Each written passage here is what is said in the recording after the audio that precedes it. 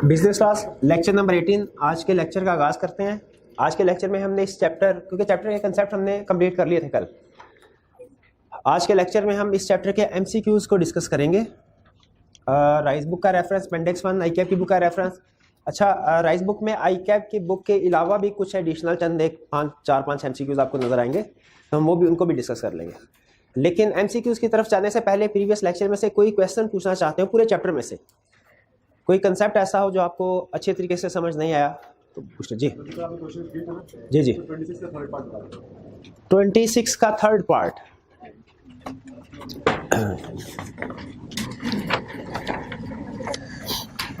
Weather Mansoor is justified in filing a suit in the court of law. अच्छा, इसके साथ आगे ब्रैकेट में लिख ले in part 2 above, in part 2 above. ये हाँ, ये ठीक है, क्लियर होगा। हाँ, वरना तो वो वाइड एग्रीमेंट हो जाता है, फिर तो वाइड एग्रीमेंट का केस भी नहीं हो सकता। इन पार्ट 2 अबव कि जब उसने गुडविल बाय कर लिया है तो फिर वो बिल्कुल उसके खिलाफ केस फाइल करके उसको रोक सकता है। और कोई क्वेश्चन? जी,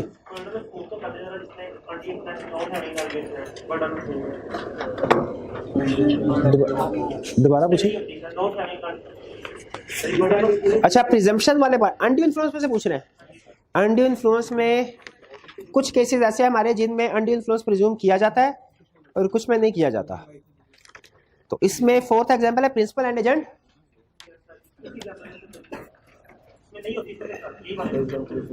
आप कह रहे हैं सारी एग्जांपल्स एक्सप्लेन कर दूं?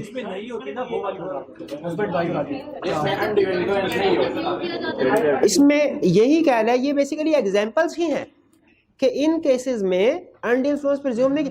हस्बैंड एंड वाइफ के दरमियान में एग्रीमेंट होगा, वाइफ आके कोर्ट में कहे कि जी अनड्यू इन्फ्लुएंस के जरिए से हस्बैंड ने मुझसे साइन करवाए हैं, कोर्ट इसको अज्यूम नहीं करेगा, कोर्ट कहेगा प्रूफ करो। इसी तरह क्रेडिटर एंड डेटर, यानी किसी ने लोन लिया, लोन दिया, अगर जिस बंदे ने लोन लिया है वो जाके कोर्ट में कह देता है सर मुझे इस वक्त पैसों की सख्त जरूरत थी और इसने बड़े हाई रेट ऑफ इंटरेस्ट में मेरे साथ एग्रीमेंट किया, तो इसलिए ये एग्रीमेंट अनड्यू इन्फ्लुएंस है, इसको कैंसिल कीजिए। कोर्ट कहेगा नहीं अज्यूम करेंगे, तुम साबित करो तो फिर कहे, ठीक है। इसी तरह लैंडलॉर्ड एंड टेनेंट, किराएदार जो है वो और मालिक के दरमियान एग्रीमेंट अगर होता है इस तरह का कि किराएदार ये कहे सर मैं तो मुझे घर की जरूरत थी अशद, लेकिन मालिक मकान ने अनड्यू इन्फ्लुएंस के जरिए से हाई रेंट चार्ज किया है तो मैं ये हाई रेंट पे नहीं कर सकता, ये अनड्यू इन्फ्लुएंस की बेस पे एग्रीमेंट है, इसको कैंसिल कर दीजिए। कोर्ट क्या आप उसकी बात मान लेगा? कहेगा नहीं, प्रूफ करें। इसी तरह प्रिंसिपल एंड एजेंट है, ठीक है। प्रिंसिपल एंड एजेंट ये कंसेप्ट हम डिटेल में स्टडी करेंगे, एक पूरा चैप्टर है एजेंसी के नाम से हमारे सिलेबस में। बेसिक तो आपको पता है ना प्रिंसिपल एंड एजेंट किसको कहते हैं? किसको? प्रिंसिपल से मुराद किसी कॉलेज का प्रिंसिपल नहीं है, ये तो पता ना आपको।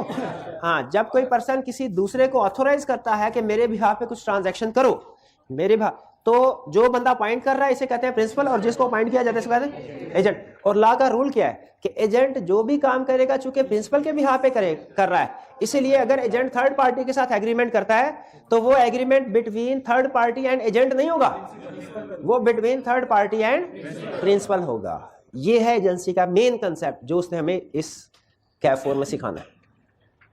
क्लियर हो गया? तो इसी तरह प्रिंसिपल और एजेंट के दरमियान में अगर कोई एग्रीमेंट होता है तो बाद में एजेंट ये कहे जी सर इसने मुझे कमीशन का रेट बड़ा कम दिया, एग्री किया मेरे साथ अनड्यू इन्फ्लुएंस के जरिए से, लॉ कहेगा नहीं हम प्रिज्यूम करें, साबित कर दे तो ठीक है वरना आप फर्क। जबकि ऊपर वाली जो एग्जांपल्स हैं इनमें साबित करने की जरूरत नहीं होती, लॉ अज्यूम करता है। बर्डन ऑफ प्रूफ का मतलब पता ना क्या है? बर्डन ऑफ प्रूफ का मतलब प्रूफ किसने देना है, प्रूफ किसने देना है। Some time proof party A ने देना होता है, some time proof party B ने देना होता है, ठीक है। ये सबसे अहम कंसेप्ट है हमारा अनसाउंड माइंड के कंटेक्स्ट में। अगर पर्सन ऑफ अनसाउंड माइंड के साथ एग्रीमेंट हो, ठीक है, अनसाउंड माइंड, तो वो वैलिड होता है कि वॉइड होता है? हाँ, वो डिपेंड करता है at time of making contract वो साउंड माइंड था कि नहीं। अगर at time of making contract वो साउंड माइंड था, कॉन्ट्रैक्ट वैलिड, और at time of contract unsound mind था, कॉन्ट्रैक्ट वैलिड। लेकिन साउंड माइंड है क्या, ये किसने साबित करना है? अगर वो पर्सन यूजुअली साउंड माइंड का है, ठीक है, तो जो पार्टी अवॉइड कर रही है उसने साबित करना है अनसाउंड। और अगर पर्सन यूजुअली अनसाउंड माइंड का है तो जो पार्टी इन्फोर्स कर रही है बर्डन ऑफ प्रूफ उसके ऊपर है, उसने सबूत देना। क्लियर हुआ? ये बर्डन ऑफ प्रूफ का मतलब क्या होता है कि सबूत किस पार्टी ने देना है। जी और कोई क्वेश्चन? क्लियर हो गया आपका क्वेश्चन मेरे भाई? जी मिस रिप्रेजेंटेशन की फोर्थ एक्सेप्शन क्या क्या कह रहा है?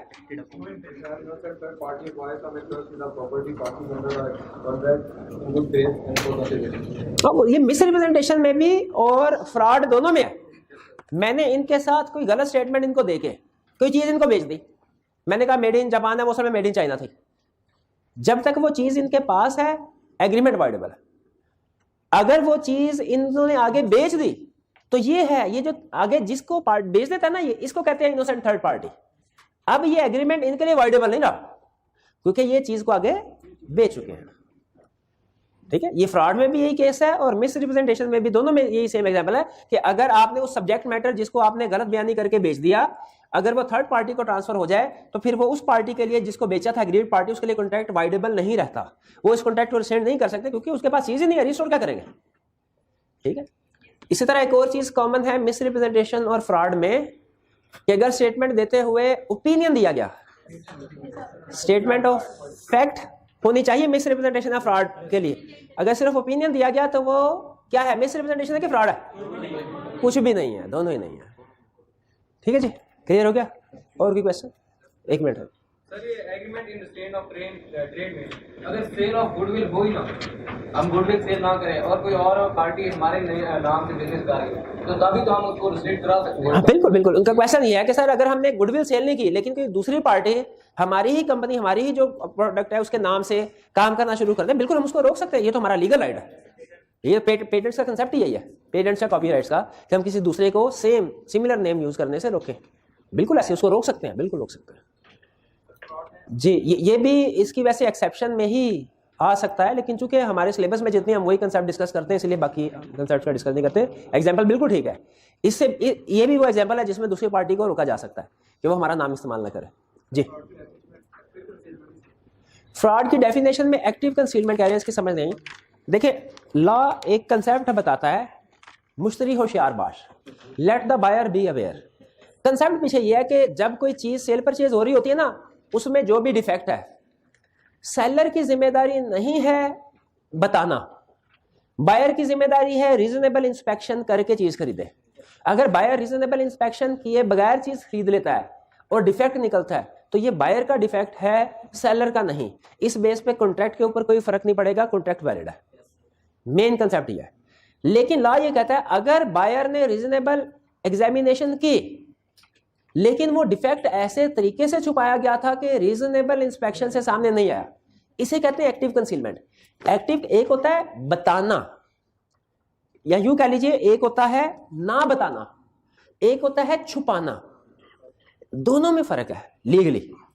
ना बताने में कोई मसला नहीं है, छुपाने में मसला है। छुपाने से मुराद यह है कि आप एक्टिवली कोई ऐसे स्टेप्स लें जिससे वो चीज छुप जाए। सेब रखा हुआ है, अगर तो वो एक साइड से खराब है, ठीक है, लेकिन रेडी वाले ने सेब रखा हुआ, भाई आपकी मर्जी, आप ले, आपने सेब डाले, आपको वो खराब साइड नजर नहीं आई, रेडी वाले ने आपको नहीं बताया सेब खराब है, ये घर आ गए, कॉन्ट्रैक्ट वैलिड है कि वाइड वैलिड है, कोई मसला नहीं है। लेकिन अगर रेडी वाला आपको ये कहता है कि ये सेब सारे ठीक है, फिर वाइड हो सकता है। या उसने कोई ऐसे स्टेप्स लिए जैसे स्टिकर लगा दिया खराब वाले हिस्से में, बाजू का तो इस तरह करते हैं, ये है एक्टिव कंसीलमेंट। एक्टिव कंसीलमेंट का मतलब है खुद कोई स्टेप लेके, एक्शन लेके डिफेक्ट को छुपाना।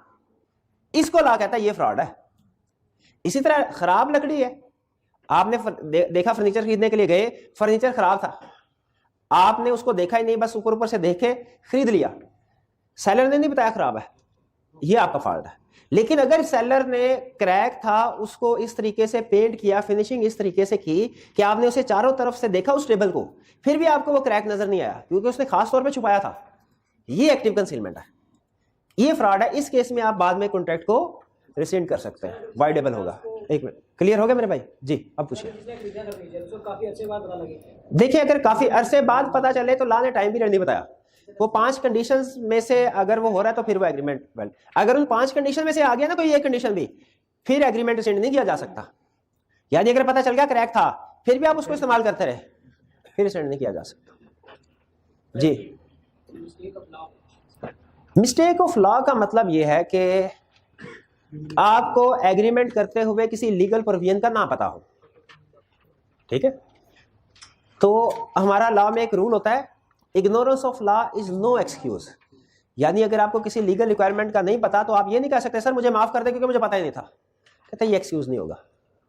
ठीक है, तो अगर पाकिस्तानी लॉ की मिस्टेक है तो लॉ अज्यूम करता है कि हर बंदे को जो कॉन्ट्रैक्ट कर रहा है उसे पाकिस्तानी लॉ का पता होना चाहिए।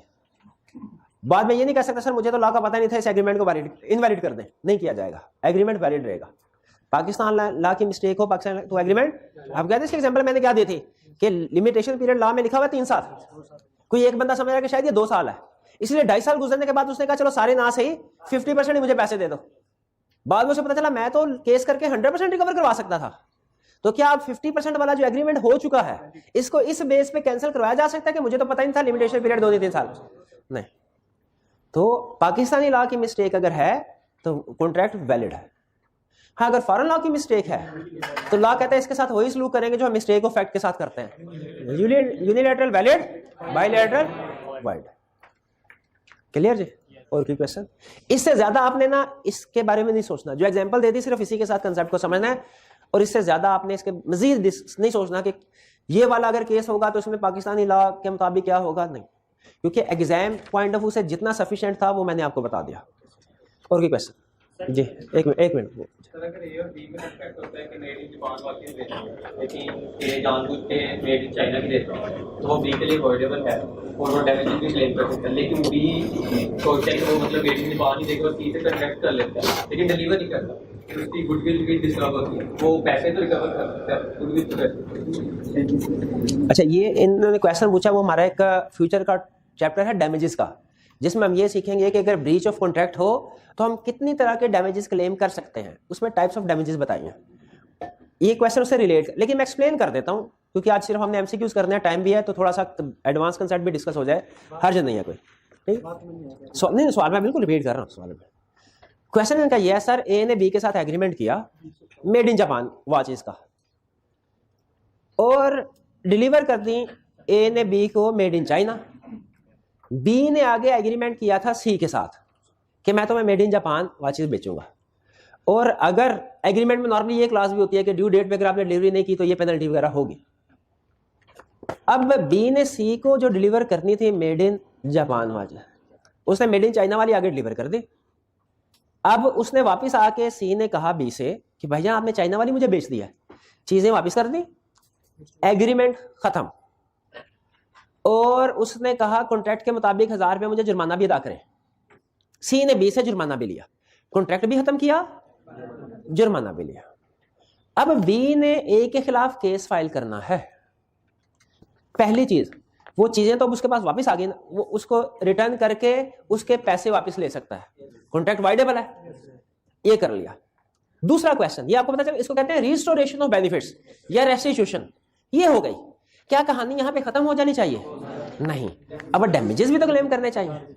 अच्छा, डैमेजेस में रूल ये है कि डैमेजेस हम इन्होंने 2 नंबरी करके इनको भेजी ना। अब जरा लॉ का प्रिंसिपल समझिएगा, प्रिंसिपल समझ आ गया तो आपको रिक्वायरमेंट समझ आ जाएगी। लॉ कहता है ए ने बी के साथ 2 नंबरी करके गलत चीजें बेची, बी को नुकसान हुआ, बी का हक है उसे डैमेजेस मिलेंगे, लेकिन लॉ कहता है डैमेजेस अलाउ करते हुए हमारा असूल ये नहीं होगा ए को पेनलाइज करना, हमारा असूल क्या होगा? बी को कंपनसेट करना है। फर्क समझ आ रहा है? यानी वो कहते हैं हम ए को सजा देना मकसद नहीं है, बी के नुकसान को पूरा करना मकसद है। डैमेजेस का बेसिक प्रिंसिपल क्या है? ए को पेनलाइज करना मकसद नहीं है, बी को कंपनसेट करना, यानी जो नुकसान हुआ है वो इसका हर्जाना अदा करना, वो मकसद। अच्छा, इसका मतलब क्या हुआ वाला? इसका मतलब ये हुआ कि डैमेजेस कितने होने चाहिए बी अपनी कैलकुलेशन करके कोर्ट को सबमिट करवाएगा, और कोर्ट को उसमें जो रीजनेबल एक्चुअल डैमेजेस लगेंगे ना, एक्चुअल रीजनेबल, कोर्ट वो अलाउ करेगी। ये अगर बढ़ा चढ़ा के कहता है डैमेजेस, कोर्ट उसको अलाउ नहीं करेगी। जैसे इस केस में कोर्ट क्या अलाउ कर सकती है? पहली चीज, जो डैमेजेस बी ने सी को पे किए दूसरे कॉन्ट्रैक्ट की वजह से, वो ए से रिकवर करवाए जा सकते हैं। ठीक है, कवर। अच्छा, इसमें ऊंची नीच आएगी थोड़ी, वो मैं आगे चल के बताऊंगा, अभी नहीं, अभी सिर्फ बेसिक कंसेप्ट बता रहा हूं। वो आप एग्री करते हैं इसका नुकसान हुआ? चलिए, वो जो कॉन्ट्रैक्ट किया इसने, अच्छा एक तो वो है ना जो इसके हाथ से पैसे गए, एक हमारी टर्म होती है loss of profit, loss of profit. ये टर्म समझ नहीं आई? चल सुनो, एक छोटा सा लतीफा मशहूर है, छोटे होते मैं एक जगह पे पढ़ा था, दो सेठ आपस में बातें कर रहे थे। एक सेठ बड़ा टेंशन में बैठा हुआ था, दूसरे ने कहा यार क्यों परेशान क्यों? उसने कहा मैं सिंगापुर वाली जो कंसाइनमेंट मेरी आनी थी ना, उसके ऊपर मुझे 5 लाख का नुकसान हो गया। दूसरा कहने लगा यार मैं भी मार्केट में रहता हूँ, मुझे तो लगा है कि तुम्हें उसमें 5 लाख का फायदा हुआ, मुझ तक ये इन्फॉर्मेशन पहुंची है। तो पहला सेठ कहने लगा यार असल में हुआ तो 5 लाख का फायदा है, लेकिन मेरा ख्याल था कि 10 लाख का फायदा होगा, 10 लाख की बजाय 5 लाख का, तो 5 लाख का नुकसान हो गया। अच्छा ये बज़ाहिर आपको लगेगी अजीब सी बात, लेकिन प्रैक्टिकली लोग इसी तरह डिसीजन मेकिंग करते हैं। ये आप फाइनल लेवल पे जाएंगे ना, उसमें एक सब्जेक्ट आएगा फाइनेंशियल मैनेजमेंट का, उसमें आपको ये चीज सिखाई जाएगी। इसे कहते हैं हम लॉस ऑफ प्रॉफिट, यानी प्रॉफिट जो है वो आपको कम हुआ है। ये खास तौर पे जब इंश्योरेंस क्लेम फाइल करते हैं ना, तो कंपनी जो इंश्योरेंस क्लेम फाइल करती है, एक तो ये फाइल करते हैं ना कि आग लगी है हमारी, ये चीजें जल गई हैं। दूसरा ये भी फाइल करते हैं कि आग लगने की वजह से, चीजें जलने की वजह से हमारा बिजनेस 1 महीने तक बंद रहा है, तो इस 1 महीने का जो प्रॉफिट है वो भी हमारा नुकसान हुआ है, वो भी हमें पैसे दें। इसे कहते हैं लॉस ऑफ प्रॉफिट। तो इस एग्रीमेंट के ऊपर जो बी ने सी के साथ किया था, इस पे जो उसका प्रॉफिट एक्सपेक्टेड था वो भी इसे डैमेजेस के तौर पे मिल सकता है, कोर्ट वो भी अलाउ कर सकती है। लेकिन अगर वो ये कहे सर इसकी वजह से मार्केट में मेरी रेपुटेशन बड़ी खराब हो गई है, अब फ्यूचर में जो मुझे एग्रीमेंट्स मिलने थे, कॉन्ट्रैक्ट मिलने थे, वो नहीं मिलेंगे, तो मुझे तो जो है इसका भी हर्जाना 50 लाख रुपया दिया जाए। लॉ कहता है ये जो है ना, ये टू रिमोट है, too remote to calculate damages. इस तरह के डैमेजेस अलाउ नहीं किए जाएंगे। जो आप जस्टिफाई करवा देना कि इसकी गलत हरकत की वजह से जो डायरेक्टली नुकसान हुआ है मुझे, लॉ कहता है मैं वो डैमेजेस आपको लेके दूंगा, लेकिन अगर आप उसको बढ़ा चढ़ा के बताएं वो नहीं, या ऐसे डैमेजेस टू रिमोट वो नहीं अलाउ होंगे। क्लियर हो गया चीज? और कोई क्वेश्चन? जी जी। स्टूडेंट और टीचर, हाँ स्टूडेंट और टीचर का बताया था, और मैंने आपको बताया था मैंने कहीं पे पढ़ा है, लेकिन वैसे में हाँ तो वो मुझे याद आ गया, बल्कि मैं एमसीक्यूज बैठा कर रहा था तो मुझे पता एक एग्जांपल में उसने दिया, एग्जांपल में उसने दिया टीचर स्टूडेंट वाला। तो टीचर और स्टूडेंट में जिस तरह फादर और फिड्यूशियरी रिलेशनशिप है ना, उसी तरह टीचर और स्टूडेंट के रिलेशनशिप में फिड्यूशियरी रिलेशनशिप है। उसने हमें उस एग्जांपल में नहीं बताया, लेकिन एंड में क्वेश्चन एमसीक्यूज में पूछ लिया। ठीक है, और कोई क्वेश्चन? चलिए अब हम चलते हैं अपने क्वेश्चंस की तरफ। एमसीक्यूज हमने डिस्कस करने हैं, फिर लाइट्स को एडजस्ट कर दीजिए।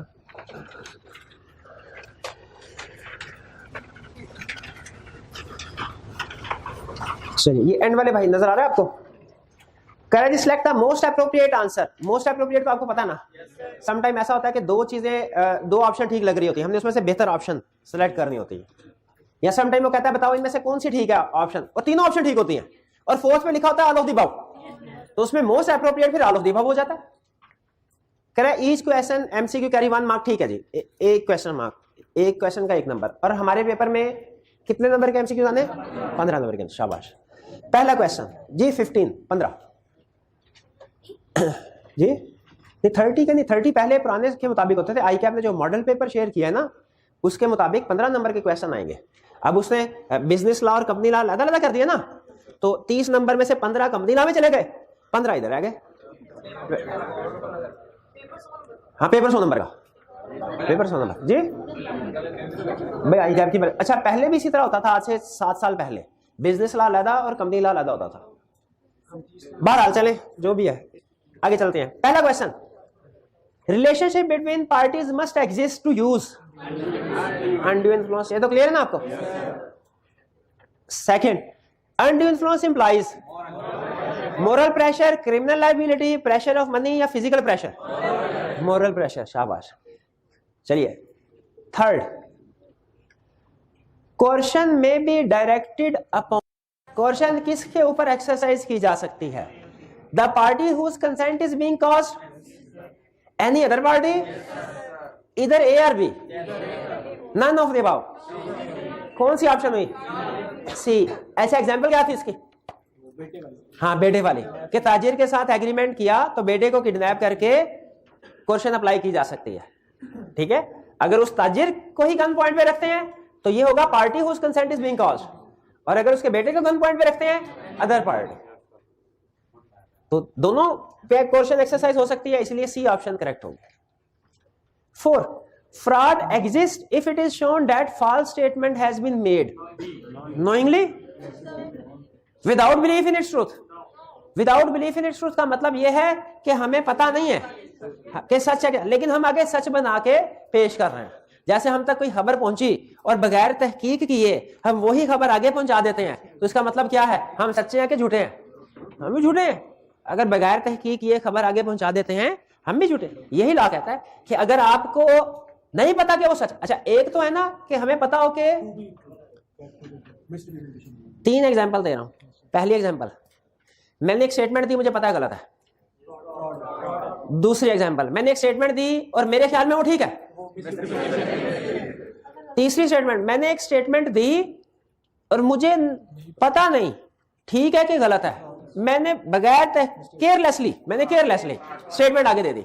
ये दरमियान वाली सिचुएशन है, ठीक है। पहले में क्लियरली मुझे पता था गलत है, दूसरे में क्लियरली पता था ठीक है, तीसरे में मुझे नहीं पता, डाउट्स हैं, लेकिन उसके बावजूद भी मैं स्टेटमेंट आगे दे देता हूं। लॉ कहता है ये भी फ्रॉड है, ये भी फ्रॉड। और सी भी मिलती जुलती बात है। रेकलेसली का मतलब है carelessly without caring it to be true and false, कि मैंने बगैर तहकीक किए कि ये खबर ठीक है कि गलत है आगे पहुंचा दी, ये भी फ्रॉड। तो इसमें फिर करेक्ट ऑप्शन क्या हुई? All of the above if done with an intention to deceive. ये थोड़ा सा नया कंसेप्ट था आपके लिए, क्योंकि ये वाली बात हमने सिर्फ क्लियर जो डेफिनेशन में बात लिखी है वही कि अगर स्टेटमेंट देने वाला कहे कि उसे पता हो कि गलत है और वो फिर भी कहे ठीक है, फ्रॉड। अगर स्टेटमेंट गलत है लेकिन उसके मुताबिक ठीक है, मिसरिप्रेजेंटेशन, लेकिन उसे नहीं पता स्टेटमेंट गलत है क्या ठीक है, और वो बगैर रिसर्च किए, ये भी फ्रॉड। ये वाला कंसेप्ट हमारे लिए नया था। तो ये समझ आ गई ना बात आपको? तो करेक्ट ऑप्शन हमारी क्या हुई? डी। आगे चल जी जी।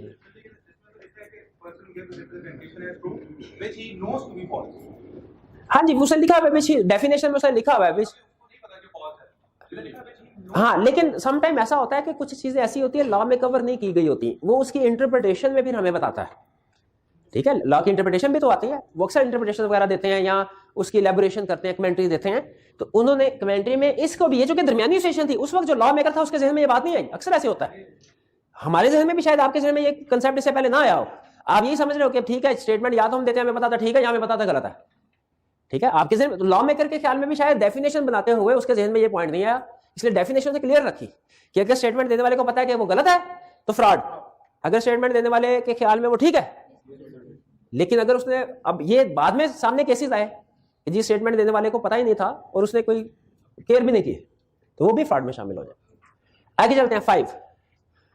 Under influence is legally not presumed in case of guardian and ward. Presume किया जाता है बिल्कुल। क्रेडिटर एंड डेटर, इसमें प्रिज्यूम नहीं किया जाता। शाबाश। सोलिसिटर कौन होता है? Advocate, lawyer. शाबाश, बिल्कुल। इसमें भी फिड्यूशियरी रिलेशनशिप है, इसमें प्रिज्यूम किया जाएगा। ट्रस्टी एंड बेनिफिशियरी, इसमें भी अंडर इन्फ्लुएंस प्रिज्यूम किया जाता है। तो करेक्ट ऑप्शन हमारी क्या हुई? B, creditor and debtor. चलिए जी आगे चलिए, नेक्स्ट जी जी। ट्रस्टी एंड बेनिफिशियरी मैंने शायद क्लास में पहले एग्जांपल बताई थी कि वो एक बिलियनियर है, वो मरने वाला है और उसके बेटे की उम्र अभी कम है। तो वो क्या करता है, अपने किसी दोस्त के नाम पे सारी प्रॉपर्टी ट्रांसफर करके उसे कहता है इस प्रॉपर्टी को मैनेज करो, जब मेरा बेटा 18 साल का हो जाएगा ये प्रॉपर्टी उसके नाम पे ट्रांसफर कर देना।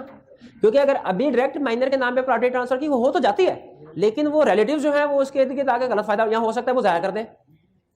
तो जिस बंदे के नाम पे ट्रांसफर की जाती है उसे कहते हैं ट्रस्टी, और जो माइनर होता है इसको कहते हैं बेनिफिशियरी, क्योंकि इस ट्रस्ट का बेनिफिट किसको जाएगा? बेनिफिशियरी। हमारी एग्जांपल की हद तक ट्रस्टी कोई इंडिविजुअल होगा, मर्केंटाइल लॉ की एग्जांपल, लेकिन प्रैक्टिकली ये ऑर्गेनाइजेशंस भी होती हैं जिनकी रेपुटेशन, जैसे बैंक्स वगैरह फॉर एग्जांपल, ठीक है, जिनके बारे में पता होगा ये बेईमानी नहीं करेंगे। इंडिविजुअल के बारे में तो फिर भी शक शुबा होता है ना। बहरहाल, तो हमारी कोर्स की एग्जांपल की हद तक ट्रस्टी नॉर्मली इंडिविजुअल ही होगा जी। 6, which of the following is not true. Not true का मतलब गलत, हमने फॉल्स स्टेटमेंट ढूंढनी है। Under influence must be exercised by or against a party to a contract, ये ठीक है, इसका मतलब है इसको सेलेक्ट नहीं करना। B, coercion can be exercised by a stranger to the contract, ये भी ठीक है, इसको भी सेलेक्ट नहीं करना। A contract is not voidable if it was caused by mistake as to any law in force in Pakistan,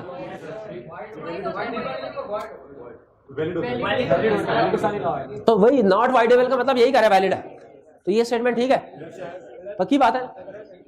not voidable का मतलब है वैलिड है। Duty to speak does not make silence as fraud, ये गलत है। Duty to speak जहां पे हो वहां पे साइलेंट रहना फ्रॉड है। Duty to speak make silence as fraud, क्योंकि हमने पढ़ा कुछ केसेस में, हाँ बिल्कुल, बताना, खुद से बताना जरूरी है फिड्यूशियरी रिलेशनशिप में। फादर एंड सन वाली एग्जांपल पढ़ी थी हमने, तो इसमें जो गलत स्टेटमेंट है वो डी, और हमने डी को ही ढूंढना था। क्लियर हो गया ये?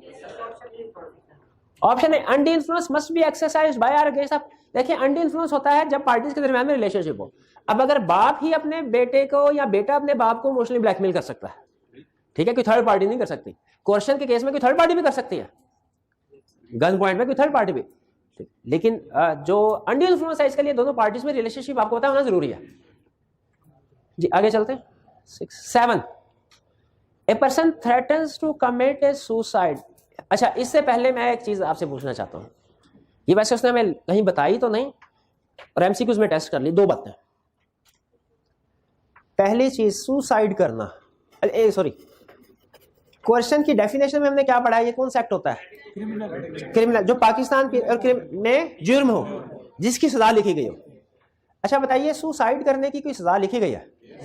खुदकुशी करना जुर्म है, ये आपको पता है? खुदकुशी की लेकिन बच गए तो बाकी उम्र खाने में, हवालात में। हाँ जी, हाँ जी, उसी तरह। अच्छा, अब ये एग्जाम्पल इस कंसेप्ट की बेस पे।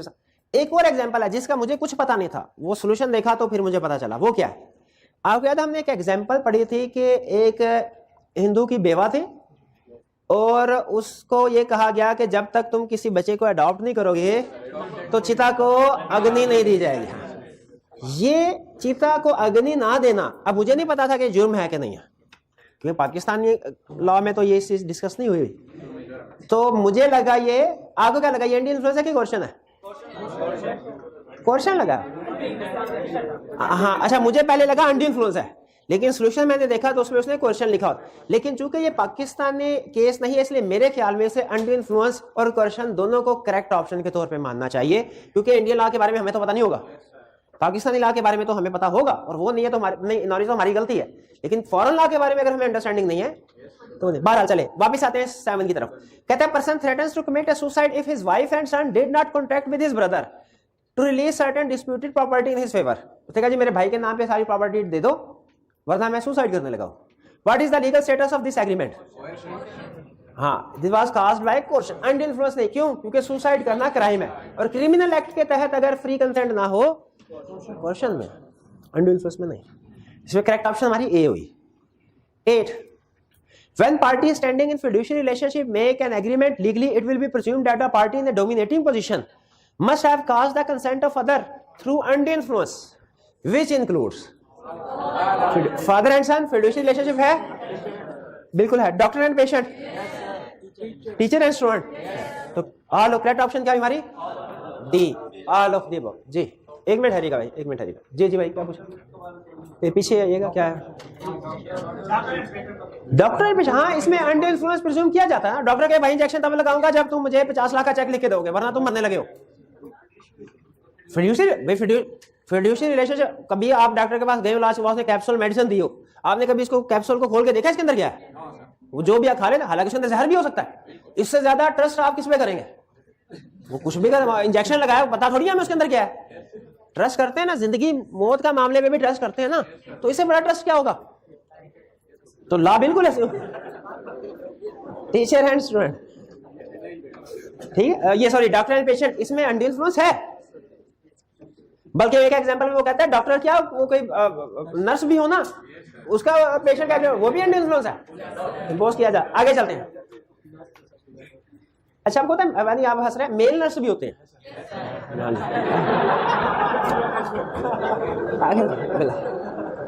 आगे चलते हैं। Bilal is a manufacturer of color television sets. He gives an advertisement that, in his opinion, television sets manufactured by him is the best available in the market. Such statement misrepresentation है, fraud है, active concealment है, will not amount to fraud and misrepresentation।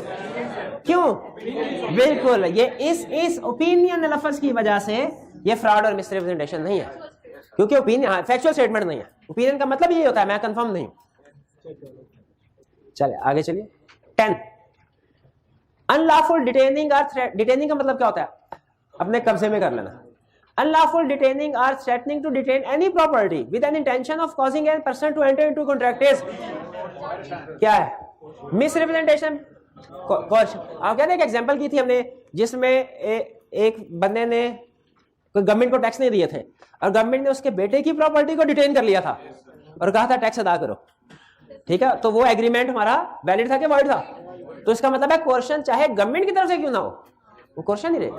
Government भी अगर आपकी unauthorised तरीके से detain करती है कोई प्रॉपर्टी के ड्यूज पहले क्लियर करें बाद में आपको प्रॉपर्टी डिलीवर की जाएगी तो वो वैलिड नहीं है।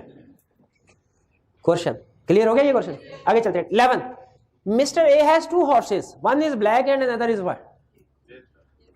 सबसे ज्यादा मेरा ख्याल है कॉन्ट्रैक्ट एक्ट में यही एक ये एग्जांपल और एक वो सिंगर वाली एग्जांपल है, सबसे ज्यादा ये डिस्कस हुई है। Mister A has 2 horses, one is black and another is white. He makes an agreement to sell one horse to Mr. B, Mr. A, वही कहानी है। ए कह रहा है कोई और बेच रहा हूँ, बी कह रहा है कोई और खरीद रहा हूँ। आगे चलते हैं। Is there any agreement between A and B? Agreement void है। क्यों? Bilateral mistake। Mistake of fact या mistake of law? Mistake of fact, शाबाश। Agreement is void on account of bilateral mistake regarding material fact। बिल्कुल C option correct है। ये clear है ना? इसमें कोई प्रॉब्लम तो नहीं जी? एक मिनट हरिए। हाँ वो यस, वो बिल्कुल वो टाइपिंग एरर था, मैंने उसको ठीक कर दिया। आपकी जगह पे ना यस को काट दें शुरू में। हाँ नो कर दें, यस को नो कर दें, ठीक है? उस सारों में यस लिखा, कोई कॉन्ट्रैक्ट होता ही नहीं है इस केस में। आगे चलें।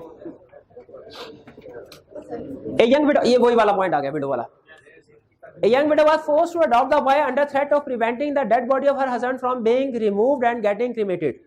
Can widow set aside adoption deed? Yes. अच्छा, undue influence है, coercion है, क्या है? Coercion, शाबाश, D option correct. 13. Coercion is the committing or threatening to commit any act which is forbidden by Pakistan Penal Code, Contract Act, Partnership Act, none of the Pakistan penal code, शाबाश। अच्छा, ये भी ला, इसमें से एक हमारे सिलेबस में नहीं, 2 हैं। पार्टनरशिप भी है, कॉन्ट्रैक्ट एक्ट भी है, शाबाश। बिल्कुल पाकिस्तान पिनल कोड नहीं है। आगे चलें। 14 which of the following does not affect free consent of parties? हाँ, अनसाउंडनेस ऑफ माइंड।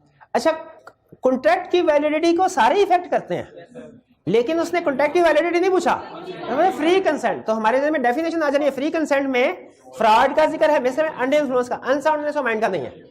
अच्छा, वो कौन से 2 केसेस हैं जो फ्री कंसेंट नहीं कॉज करते लेकिन यहां पे जिक्र नहीं है? 5 केसेस हैं जिनमें फ्री कंसेंट नहीं होती, 3 का जिक्र है, बाकी 2 कौन सी है? क्वेश्चन और मिस्टेक, शाबाश। आगे चलें।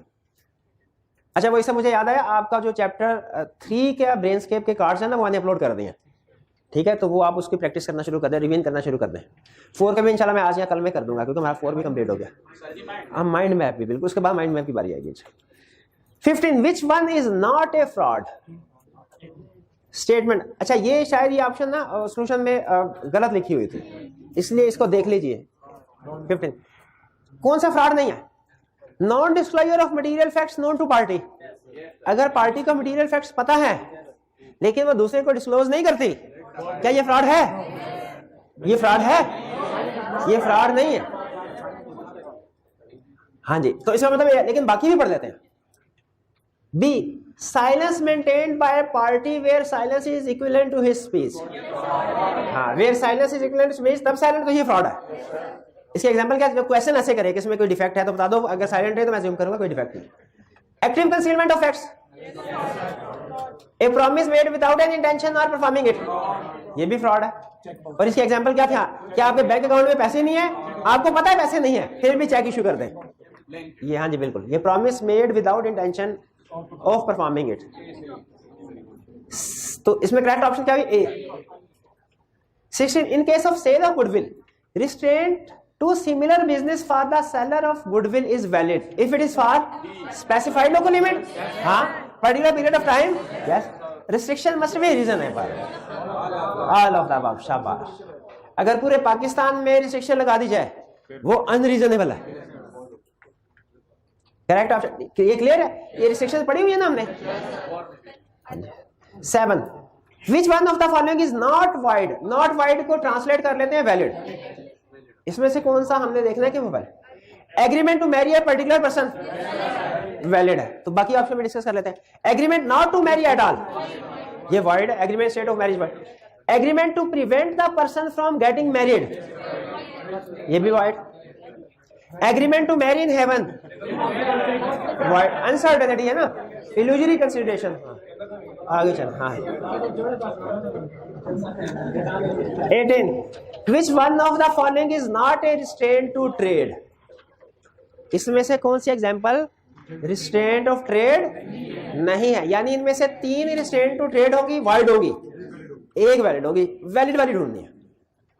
ए, agreement to sell all produce to a certain party with a stipulation that buyer is bound to accept whole quantity, ये मैंने आपको एग्जांपल बताई थी कि सम टाइम ऐसा होता है कि जो किसान होता है फार्मर, उनके साथ शुगर वाले फॉर एग्जांपल एग्रीमेंट कर लेते हैं कि आपके खेतों में जितना भी गन्ना प्रोड्यूस आपने सिर्फ हमें बेचना है, ठीक है, जो भी गवर्नमेंट का रेट हो उसके ऊपर, ये एग्रीमेंट वैलिड होते हैं ये। लेकिन याद रखिए इसमें दोनों पार्टीज के ऊपर पाबंदी होती है। फार्मर के ऊपर पाबंदी है कि जो भी प्रोडक्शन होगी सारी की सारी उसने बेचनी है, और फैक्ट्री वाले के ऊपर है कि जो भी प्रोडक्शन होगी सारी की सारी उसे खरीदनी है। वो ये नहीं कह सकता कि ये तो मेरी एक्सपेक्टेशन से ज्यादा है तो मैं बाकी की रिजेक्ट कर दूं, नहीं खरीद उसने भी खरीदनी है, उसने सारी बेचनी है, उसने सारी खरीदनी है, ये एग्रीमेंट वैलिड होगा। अगर किसी एक पार्टी के पास भी ऑप्शन हो जाए ना कि वो उसको सेल ना करे या वो उसमें से कुछ क्वांटिटी बाय ना करे, तो फिर ये एग्रीमेंट वैलिड नहीं रहता। तो agreement to sell all produce to certain party with stipulation that buyer is bound to accept whole quantity, ये वैलिड है, ये वैलिड है। अगर यहां पे ये होता ना कि is not bound to accept, फिर वाइड होता।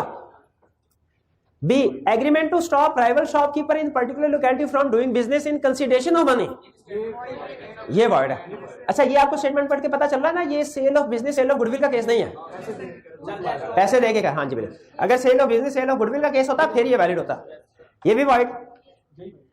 अच्छा, यही वाइड है, सॉरी ऊपर वाला तो वैलिड था। C, agreement to sell all produce to a certain party and the buyer is free to reject the good, इसमें यही फर्क है। तो अगर free to reject the good है तो फिर वो दूसरी पार्टी को पाबंद नहीं किया जा सकता, वो फिर agreement in state of trade हो जाएगा, वो एग्रीमेंट ही नहीं बिल्कुल। तो agreement in state of trade basically wide agreement. D, partial restraint in trade, ये भी वाइड है। आगे चल, इसी तरह हम स्टडी करेंगे कि कोई इवेंट अगर इम्पॉसिबल हो, कोई चीज कोई एक्ट, तो वो वाइड है। सम टाइम पार्शियल इम्पॉसिबिलिटी होती है, वो भी वाइड है। आगे चलते हैं 19, in case of sale of goodwill of business the vendor of goodwill may be lawfully restricted, vendor mean supplier के लिए टर्म यूज होती है, सेलर के लिए may be restricted from doing similar business anywhere in that particular area within specified local limit, particular district नहीं, within that particular province नहीं, within specified local limit। हाँ, इसके आगे अगर मजीद वो लिख देता ना कि जो कि रीजनेबल होनी चाहिए तो मजीद बेहतर हो जाता।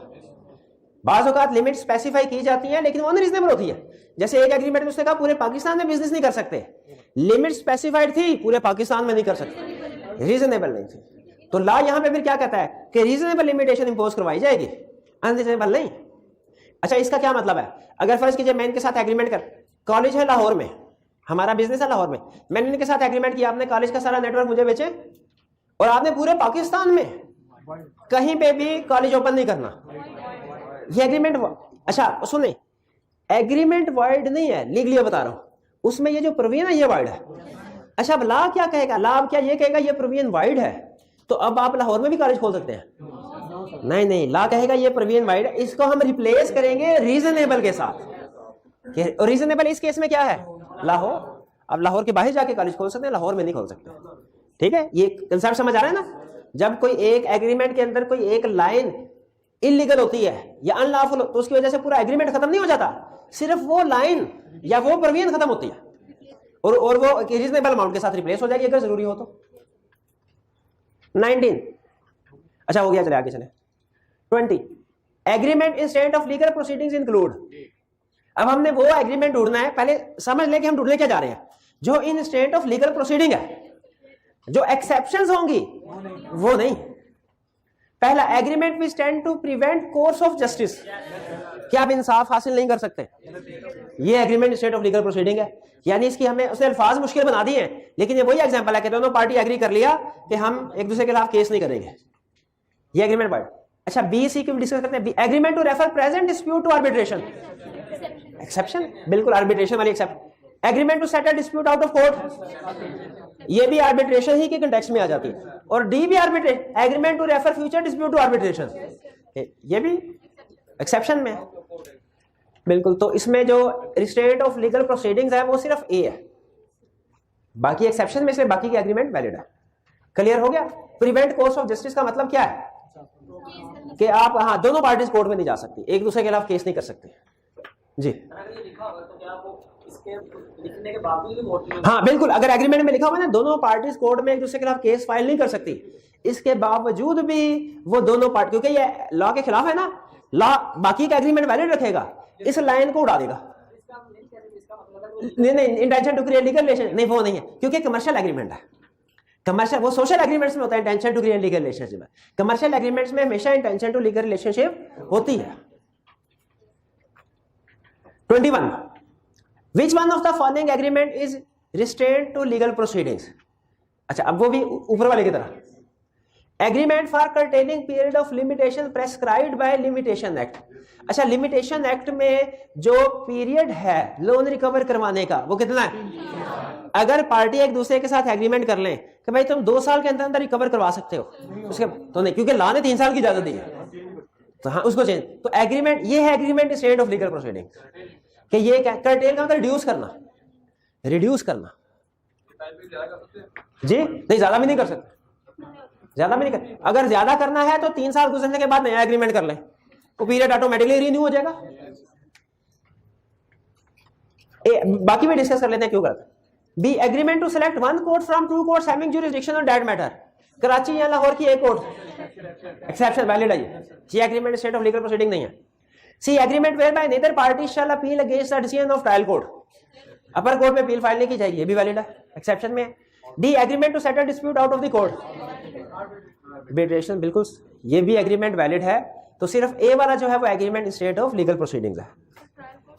ट्रायल कोर्ट, जिसमें फर्स्ट टाइम कोई केस चल रहा होता है, इसे कोर्ट ऑफ फर्स्ट इंस्टेंस भी कहते हैं, जिसमें ये लोअर कोर्ट्स को कहते हैं, लोअर कोर्ट्स, हाँ, सेशन कोर्ट या डिस्ट्रिक्ट कोर्ट।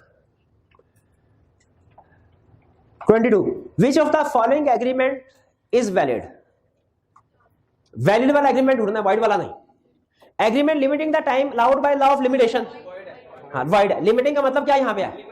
रिड्यूस कर देना, ये वाइड है। B, agreement which contains vague और ambiguous terms which can not be made certain, ये भी वाइड है।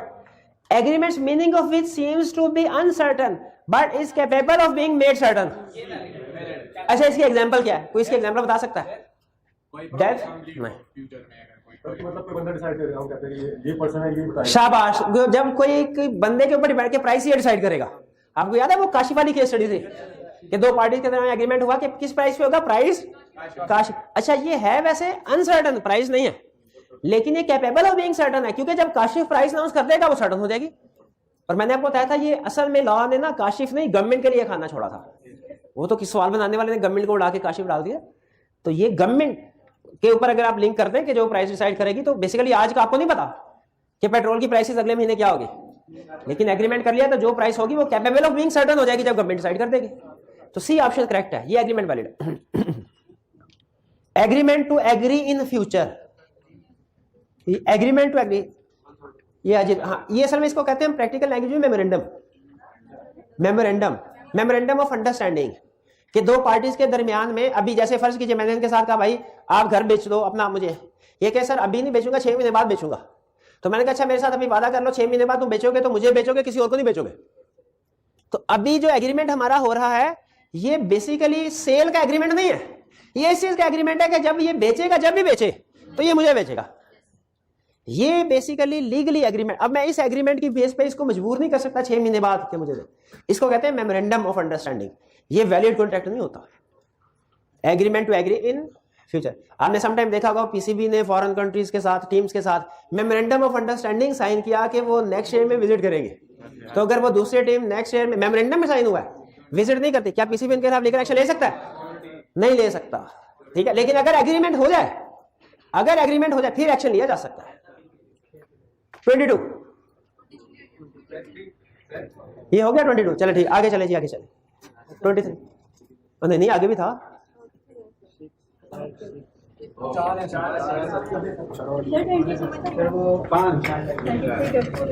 बस खत्म हो गया।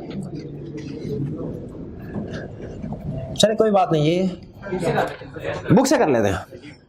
वो असल में ना वो सेक्शन वेजरिंग का है जो शायद हमने 23, 4, 5, 6 जो प्रीवियस टॉपिक में था, तो यहां पे डिस्कस कर लेते हैं। कोई लाइट्स ऑन करते हैं, कोई नहीं, बाकी ऐसे डिस्कस कर लेते हैं, कोई मसला तो नहीं है ना।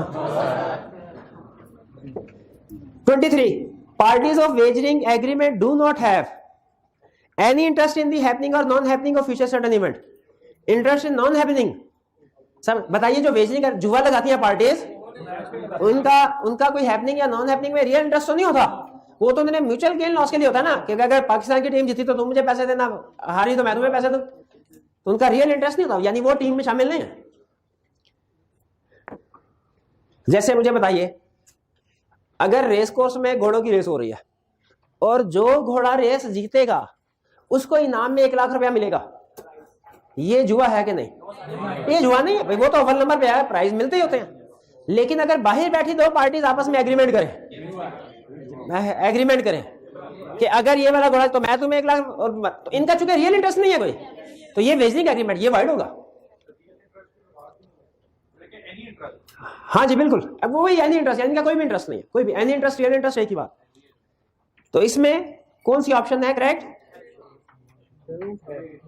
ए, हैपनिंग और नॉन हैपनिंग दोनों में कोई इंटरेस्ट नहीं होता, दोनों में इंटरेस्ट नहीं है ना। चाहे भाई बारिश होती है तो मैं तुम्हें पैसे दूंगा, नहीं होती तो तुम मुझे पैसे देना। अब रियल इंटरेस्ट तो कोई नहीं है। हमने कौन सा उधर फसलें जो है वो उगाई हुई है कि बारिश होने या ना होने से उनको फर्क पड़ेगा? कोई पैसों का लेन देना सिर्फ नहीं। इंटरेस्ट से मुराद इवेंट में इंटरेस्ट नहीं है। इवेंट में इंटरेस्ट से मुराद ये कि वो डायरेक्टली इफेक्ट नहीं है, इवेंट हो या ना हो। हाँ इवेंट देखें, इवेंट के साथ लिंक्ड है, इवेंट के साथ जीतने से या टीम हार। अच्छा मुझे ये बताएं, ये जो जवारी होते हैं इंडिया में भी है, पाकिस्तान में भी है। अभी वो सुबह में पढ़ा था कि जवारियों का ताल्लुक किसी मुल्क से नहीं होता, इन्हें सिर्फ अपने जुए से गर्ज होती है। अब जो इंडिया या पाकिस्तान की जुआरी है, इनका मैच में कोई रियल इंटरेस्ट है नहीं है। हाँ मैच के ऊपर डिपेंडेंट है इनका जुआ, लेकिन इनका वो सिर्फ इस हद तक इंटरेस्टेड है उसमें कि पैसे मिलेंगे या पैसे देने पड़ेंगे। बिल्कुल हाँ जी, वर्ल्ड कप उन्हें कोई कुछ नहीं, बिल्कुल हाँ एनी इंटरेस्ट में यहां जाते हैं, लेकिन वो सिर्फ उसने नॉन हैपनिंग किया हुआ है, इसलिए हमने उसको रिजेक्ट किया। हैपनिंग नॉन हैपनिंग दोनों में इनका इंटरेस्ट नहीं होता। पाकिस्तान जीते या हारे दोनों सूरतों में अनअफेक्टेड है, इन्हें सिर्फ अपने पैसों से करता है। 24 विच of the following is wide agreement. अच्छा ये जो लॉटरी होती है ना गवर्नमेंट की तरफ से, ये लॉटरी ये भी जुआ होता है, लॉटरी भी जुआ है। गवर्नमेंट जुआ क्यों नहीं लगा सकती गवर्नमेंट? ये जुआ, प्राइस बॉन्ड भी एक तरह से जुआ ही होता है। और भी स्कीमें होती है कि ये जो पिछले दिनों थी कि शॉपिंग करें किसी भी रेस्टोरेंट से, इनवाइस पक्की रसीद लें और कुरानदाजी से आपको इनाम मिलेगा, ये क्या है? ये भी एक तरह से जुआ। अभी ये बल्कि ये 1-2 दिन पहले वो पाकिस्तान इंडिया के मैच से पहले करीम वाले नहीं, फूड पांडा वाले, मुझे फूड पांडा का मैसेज आया था, करीम का मैसेज कि अगर पाकिस्तान आप खाना मंगवाए मैच वाले दिन, पाकिस्तान जीत गया तो सारे पैसे वापस कर देंगे। ये भी क्या, ये जुए की एक रिफाइंड शक्ल थी इन माय ओपिनियन, मेरे ख्याल में ये ना मेरे केस कर दे। चलिए तो ये जुआ, लॉटरी जुआ है, लॉटरी जुआ है। फिर agreement to pay more than ₹500 to the winner of a horse race, ये वैलिड है। अच्छा स्टूडेंट कहने का सर इसका मतलब 5 साल से ऊपर जाते 5 साल से कम जुआ होगा, 500 से कम जुआ होगा? नहीं, लॉ ने 500 से ज्यादा कहा है, इसका मतलब 500 से कम का कोई अमल दखल ही नहीं है, उसको तो डिस्कस ही नहीं करेंगे हम, ठीक है। अमाउंट उसने यूं मेंशन की हुई है कि एक लिमिट के तौर पे बताने के लिए कि हाई अमाउंट है, वरना जिस वक्त ये 500 की अमाउंट लिखी थी उसने उस वक्त 500 बड़ी रकम होती होगी। बहरहाल तो अगर रेस जीतने वाले को कोई नाम दिया जाता है जितना मर्जी हो, लॉ में 500 की लिमिट लिखी है, 500 से ऊपर होना चाहिए। ठीक है, लेकिन 500 से नीचे वाला भी समझ लें कि वो भी वैलिड है। जी जी, बी में वो तो इनाम के ऊपर लगे। लॉ ने 500 की लिमिट बताई हुई है। वो तो जो एग्रीमेंट होगा बताया जाएगा वो कि मैच जीतने वाले टीम को 1 लाख रुपया मिलेगा, वो तो उस वक्त सर्टन हो जाएगी जब वो पार्टी आपस में एग्रीमेंट करेंगी। मोर देन 500 एग्रीमेंट नहीं हो रहा, लिमिट बताई। एग्रीमेंट होगा ना जब घोड़ों की रेस लगेगी, 10 घोड़े और आ जाएंगे घोड़सो, उनको बताया जाएगा उस वक्त कि अगर पहले नंबर पे जो आया उसे 1 लाख रुपया, दूसरे नंबर पे आया उसे उस वक्त ये सर्टन प्राइस बताए जाएंगे। अभी तो लॉ ने एक है प्राइस जो मर्जी रखे, 500 से ऊपर होना चाहिए, तो भी वैलिड है, तो भी वैलिड है। पता नहीं लिमिट क्यों ये मुझे खुद नहीं क्लियर क्यों बताई उसने। लिमिट यहाँ पे अननेसेसरी थे, 500 से ज्यादा। और जाहिर है 500 से कम पे कोई घोड़ा थोड़ी दौड़ाएगा घोड़े ने स्टार्ट ही नहीं देना 500 में। हाँ हाँ जी, अच्छा। Crossword puzzle based on application of skill and talent, आपने देखा होगा अखबार में बात ऐसे होता है, वो कॉलम बने होते हैं, राइट। वो भी कोई वेजरिंग नहीं है, वैलिड है। एथलीट कंपटीशन वगैरह होते हैं, उनमें प्राइज मिलते हैं, तो सिर्फ ए वाला वाइड है, लॉटरी वाला। 25 which of the following is not a void agreement, यानी जो valid agreement state of trade void है, ये नहीं करना। Agreement state of marriage void है, छोड़ दे। Agreement state of marriage of a minor, ये वैलिड है, एक्सेप्शन बताई थी ना माइनर वाली। एग्रीमेंट बाय वेजर, ये भी वाइड है, शाबाश। Wagering agreement is one in which money is to be paid by, introduction दे रहा है, इसको छोड़ते हैं। मेन कंसेप्ट की तरफ आते हैं, कहता है फॉलोइंग कंस्टिट्यूट्स, लास्ट में कह रहा है following constitutes the essential of wagering agreement. इनमें से कौन सा वेजरिंग एग्रीमेंट का एसेंशियल? म्यूचुअल गेन और लॉस, उनका आपसी फायदा नुकसान होता है। अनसर्टन, इवेंट अनसर्टन है, ये भी है। No control of parties on happening of event, all of the above, D. Clear हो गया जी? चलिए आज हमारा चैप्टर 4 कंप्लीट हो गया, कल इंशाल्लाह चैप्टर 5 स्टार्ट करेंगे। आज का लेक्चर यहाँ खत्म करते हैं हम। अल्लाह हाफिज।